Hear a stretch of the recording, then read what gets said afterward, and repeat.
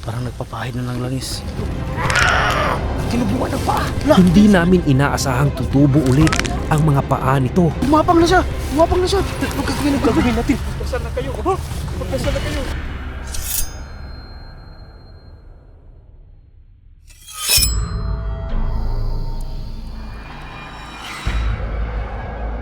Matapos naming mabulabog ang bruhang manananggal. Galit na galit ito dahil sa ginawa naming pagsunog sa ibabang bahagi ng kanyang katawan. Hinabol niya kami. Tumakbo kami hanggang makarating sa isang masukal na lugar. At sa hindi inaasahan, Hala, teka. Bro, may tao bro. Boss! Boss! Halika dito, boss! Bakit? May humahabol sa amin! Kilala ko yan. Sino yan? Si Pido yan eh. Ha? nakita namin si Kuya Pido. Halika dito. At dito ibinahagi niya sa amin ang kaalaman niya sa mga manananggal. Bakit kinapunta dito? Wala eh, trip ko lang eh. Magpipicture sa mga mga langgam. Anong nangyari sa inyo? Bakit yung mukha nyo takot na takot? Umalis na tayo dito, Do. Oo nga. Bakit gadol? May manananggal. Hinabol kami ng manananggal. Yung manananggal eh. Tanghaling tapat to. Meron talaga. Mayroon. Napapansin ko, hindi na nakahabol yung manananggal. Hindi mo ba napansin? Tirik na yung araw. Kaya pala hindi na nagawang makahabol pa ng bruhang manananggal ay dahil hindi na nito nakayanan pa ang tumitinding sikat ng araw. Lusaw na yung pakpak nun. Bakit blandi yun? Dahil sa tanda na yun, bro. Tanda. Ay matanda na yung manananggal. Matanda na. Nakita nyo yung itsura? Oh, Ay naku, lagot tayo nito. napakadelikado pa nito, Do. Alam mo ba? Kilala niyo yung pangalan namin. Mataas ang tsansang malapit lang sa kinaroroonan namin ang pinagbagsakan ng bruhang manananggal. At para hindi na ito makapangbiktima pa, ay kinakailangang tapusin agad namin ito bago pa ito makabawi ng kanyang lakas. Ganito kasi yung mga theories about sa manananggal eh. Ano? Once na nakakita kayo ng lower body niya, tapos kinalaw nyo, nilagyan ng asin, ganun, masasaktan sila. Tapos pag nakita nyo pa yung mukha niya, naku, hindi na kayo tatantanan nun. Naku, lagot na, bro. Umuwi na lang tayo. Hindi. Kailangan natin patayin yun. Tama si Boss TV Adino, kailangan natin yung labanan. Oo. Damay na ako nito eh. Samahan mo na ako, bro. Tayo ang pupuksa, tayong tatlo. Sigurado ka ba sa gagawin natin? Oo, bro. Kailangan natin gawin to. Lubos akong nabahala sapagkat wala kaming ibang dalang panlaban kundi tanging lakas ng loob lamang at ang kakaunting langis na pangontra sa manananggal. Ang gagawin natin dito, magpahid tayo bawat patak. Isa sa'yo, isa sa akin. Para hindi tayo maamoy ng manananggal. Dul, sa tingin mo epektibo ba yung isang patak lang? Dapat madami, mga tatlo. Hindi pa nga namin matapos ang isinasagawa naming pagpaplano ay bigla nang bumula at nag-init ang langis. Pagpapahiwatig na nandito lang malapit sa amin ang manananggal. Bumubula eh. Ano ibig sabihin yan? Parang nandito lang siya sa tabi. Ha? Parang nandito lang siya sa tabi. Alam niyo ba kung saan napunta yun? Sa malamig. Nagpapagaling yun. Tama, sa makulimlim din na lugar. Oo, yun. Dahil ang lugar na ito ay malapit sa ilog, Brad, di ba ang sabi mo kanina, kawayan? mas mabilis makapag-generate ang manananggal ng kanyang lakas. Teka, Kung makatakas yun. Kaya hindi na kami nagpatumpik-tumpik pa. Hindi na namin sinayang ang aming mga oras. Agad naming ipinagpatuloy ang paghahanap. Hala. Ayun na ba yun? Parang yan. Puka. Dito. Brad, yan ba yan, Brad? meron ba kayong nakita? Oh, meron, may tao. Yung langis mo. Teka, Tingnan mo yung langis mo. Yung detector mo, asan ba? wala, oh. Hala, tingnan mo. Ang lakas ng bumubula. Bumubula nga, Dul. Siguro yung nakita mo, yun na yun. Yun mo. May tao ba? Nandun. Tara. Nandun, nakaputi. Unahan mo, ikaw yung expert dito eh.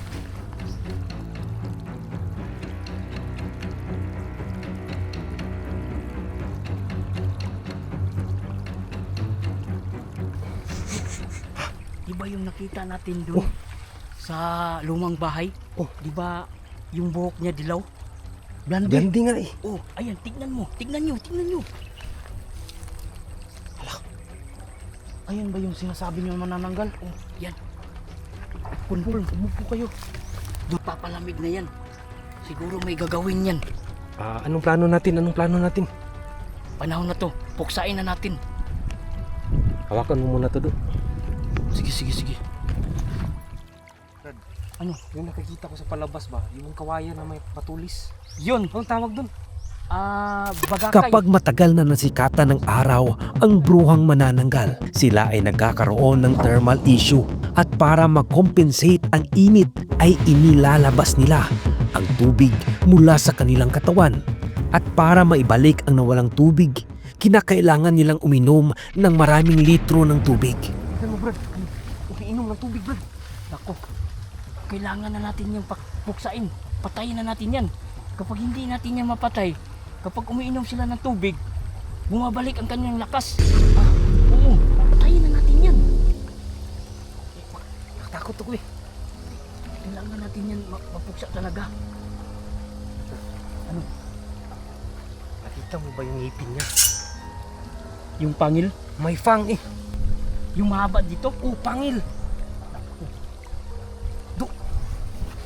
Dul, Yun bang mga manananggal pag nakakagat?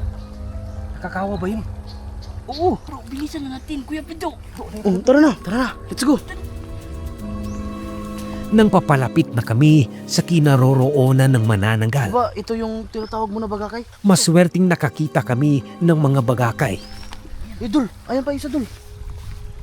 Ito ang kutanging makakapag-penetrate sa armor ng mga bruhang manananggal. Ito. Sigurado ba to? Sigurado to. Paghanap muna ako sa akin, ha? Sige. Huwag kayong masyadong maingay. Nandito lang siya eh.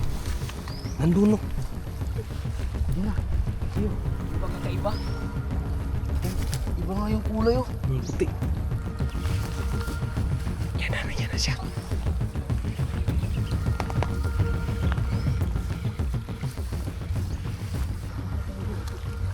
Ikot tayo, Dul.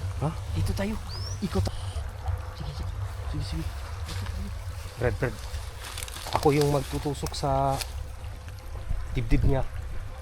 Ano bang kailangan dito? Kailangan ba diretso sa puso? Oo, yan. Sa puso. Ang pagpuksa sa mga bruhang manananggal ay nangangailangan ng accuracy. Kaya kinakailangang matarget mo agad ang kinaroroonan ng kanilang enerhiya. Ito ay ang kanilang puso.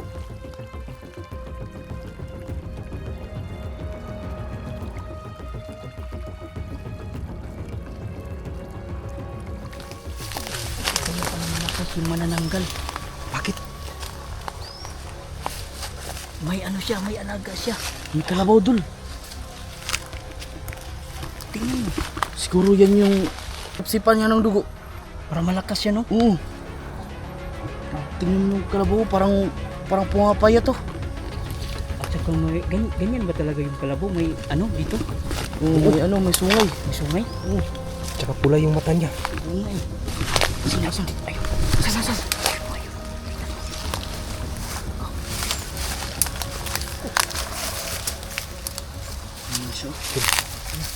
Ikaw yung mauna dun. Posisyon ka dyan. Dyan tayo uupo. Yan. Ako muna, ikaw. Ikaw na muna. Ako na. Sige. Pagkakataon na natin to. Tara na. Para hindi maubos yung pamilya natin. Kailangan natin yung labanan kasi kung hindi natin yung labanan o hindi natin maunahan, tayo ang malalagot. Kasali. Nasa harapan na namin ang bruhang manananggal. Hinaman niyo ako eh. Ngunit huli na ang lahat. Dahil nakabawi na ito ng lakas, nakainom ng tubig, at sa kasulkuyan ay nagpapahid na ng langis. Parang nagpapahid na ng langis.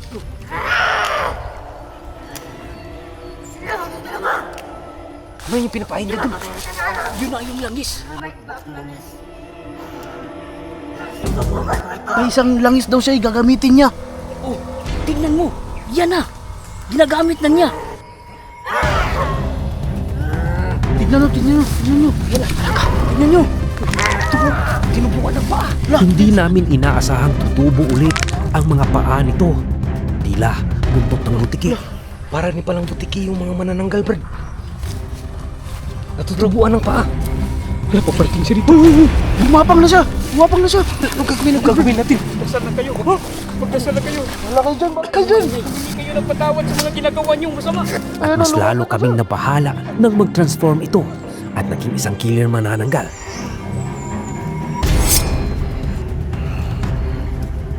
Hindi namin inaasahan at napaghandaan ang transformation ng manananggal. Dahil dito, hindi namin alam kung papaano ito labanan, kaya lubusang nanganib ang mga buhay namin sa yugtong ito. Makakaligtas pa kaya kami sa bagong anyo ng manananggal? Yan ang sabay-sabay nating alamin sa susunod na tagpo ng ating istorya. Kaya kung hindi ka pa nakasubscribe ay mag-subscribe na at huwag kalimutang i-hit ang notification bell para lagi kang updated sa susunod na upload. Hanggang sa muli.